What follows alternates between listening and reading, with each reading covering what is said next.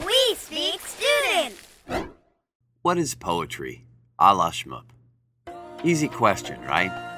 Poetry is an ancient, antiquated form of art, like pottery making or cave painting, that holds no place in our modern world unless it comes to us in the form of a radio jingle. You wish. Like it or not, poetry is here to stay. While there may not be too many millionaire poets living on your block, the art of poetry is just as important today as ever, and it can help us reflect and learn more about ourselves and our place in the universe. Slightly more valuable than a freshly baked clay pot. Ooh, hot pot. So why is there such a stigma attached to poetry? Why do we picture stuffy old folks in leather armchairs puffing away on their pipes and speaking in a faux British accent? Cheerio, old chap. Honestly, because it can sometimes be difficult to understand. We just assume it's for the cultural elite. So not true. Yeah, interpreting poetry can be tough, but for those who put in the work to decipher a poem's hidden meanings, the rewards can be great. Not like winning the lottery great, but still, it can lead to some important self-discovery. But why do poems have to read like they've been written in some sort of secret code? Do we need a decoder ring to crack these things? Is the CIA hard at work attempting to get to the bottom of Pablo Neruda's poems? Let's just tap his phone. This secret code is what makes poetry, poetry. Straightforward speech, that's for novels and short stories. Poetry experiments not only with ideas relating to the human experience, but with language itself. Because it is free from many of the usual restrictions of style and grammar, it can sometimes allow us to stumble upon certain ways of thinking we might otherwise never have considered. You'll notice that many poems are jam-packed with figurative language, which can be used to convey meaning. For example, you're thinking right now about how much jam can be packed into a jar. Yeah, poetry is just like that.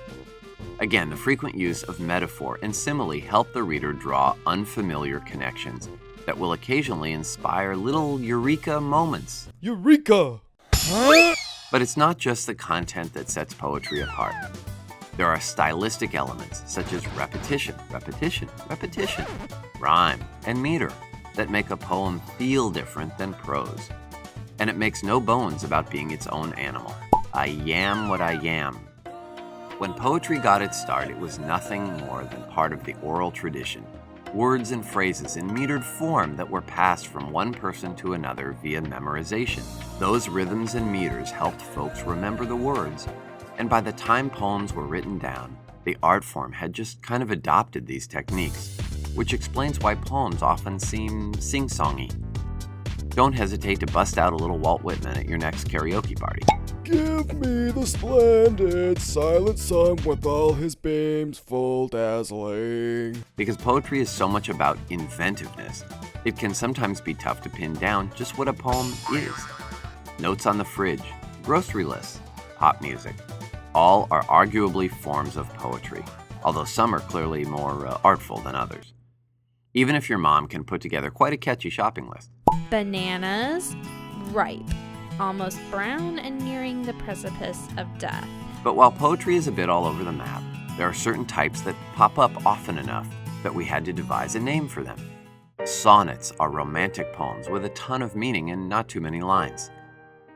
Villanelles are 19-line poems with a rigid rhyming scheme. Limericks are light verses that often feature a comical twist at the end. There once was a man from Madrid who sautéed his oldest boy Sid. He threw in some spice and claimed it was nice to be putting in time with his kid. And then there's plain old free verse. No rules or restrictions, just words on a page in whatever order and length that the poet feels is necessary. In that case, it's all about letting the subject matter be your guide. So while you may feel that poetry isn't your cup of tea, we urge you to give it a chance. It's not all flowery language and structured verses, although even some of that flowery language might open your eyes a little wider and teach you something new about the world, or flowers.